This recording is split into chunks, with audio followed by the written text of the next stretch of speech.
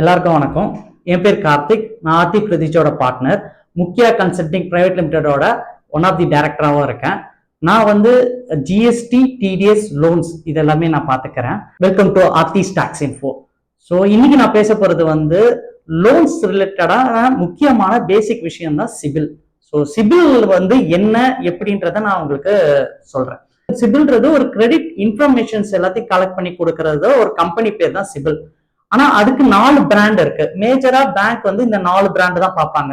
ஒன்னு வந்து trans union, ஈகோஃபேக்ஸ், grief and எக்ஸ்பீரியன். இந்த 4 பிராண்ட் தான் மேஜரான பேங்க்ஸ் எல்லாருமே பாக்குறது. ஸோ இதுல வந்து credit score and credit history and credit ரிப்போர்ட்னு சொல்லுவாங்க இதை. ஸோ கிரெடிட் ஸ்கோரும் முக்கியம், கிரெடிட் ஹிஸ்டரியும் முக்கியம். அதை வச்சுதான் கிரெடிட் ரிப்போர்ட்டே உங்களுக்கு ஃபார்ம் ஆகும். ஸ்கோர் வந்து மினிமம் 300ல இருந்து மேக்சிமம் 900 வரைக்கும் இருக்கு.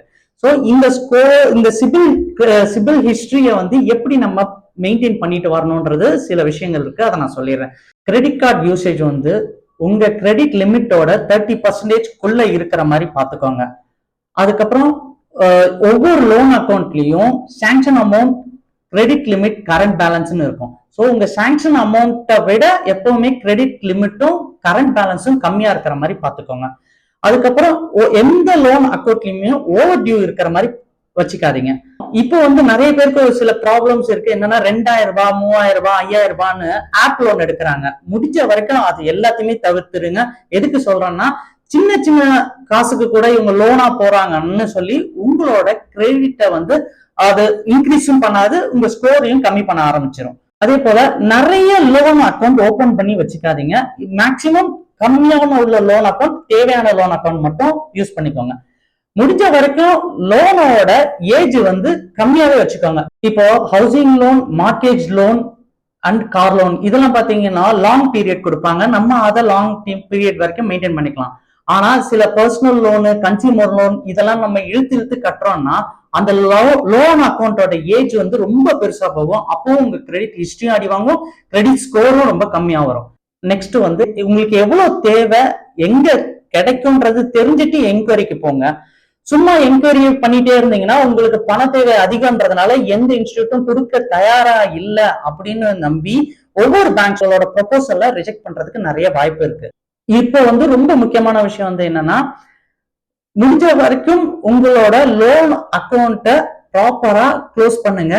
சப்போஸ் ஏதாவது ப்ராப்ளம் இருந்ததுன்னா உங்க பேங்கோ இல்ல பினான்சியல் இன்ஸ்டிடியூட்டோட பேசி பொறுமையா கரெக்டா க்ளோஸ் பண்ணுங்க. ஸோ சண்டை போட்டு க்ளோஸ் பண்ணாம இருந்தீங்கன்னா கண்டிப்பா லாஸ் உங்களுக்கு தான். ஏன்னா நெக்ஸ்ட் டைம் லோன் போகும்போது உங்களோட கிரெடிட் ஸ்கோரும் உங்களோட கிரெடிட் ஹிஸ்டரியும் எப்பவுமே பாதிக்கும். இப்போ ஒரு லோன் அக்கௌண்ட்ல செட்டில்மெண்ட் ரைட் ஆஃப் வராம நீங்க பாத்துக்கணும். ஸோ செட்டில்மெண்ட்னா என்னன்னா, சப்போஸ் நீங்க அந்த லோனுக்கு ஃபுல்லா க்ளோஸ் பண்ண வேண்டியது 1 லட்சம் ரூபாய் இருக்கு அப்படின்னா அவங்க உங்க ஏஜென்ட்டோ இல்ல பேங்க்ல இருந்தோ நீங்க 30,000 கட்டுங்க, அவங்க அக்கௌண்ட் க்ளோஸ் ஆயிடும் சொல்லுவாங்க. ஆனா அது வந்து ப்ராப்பர் க்ளோஸ் கிடையாது. உங்களோட 1 lakh rupees ஃபுல்லா நீங்க கட்டி என்ஓசி அப்படி வாங்கினா மட்டும்தான் அது வந்து ப்ராப்பர் க்ளோஸ்டு ஆன அக்கௌண்ட்னு அர்த்தம்.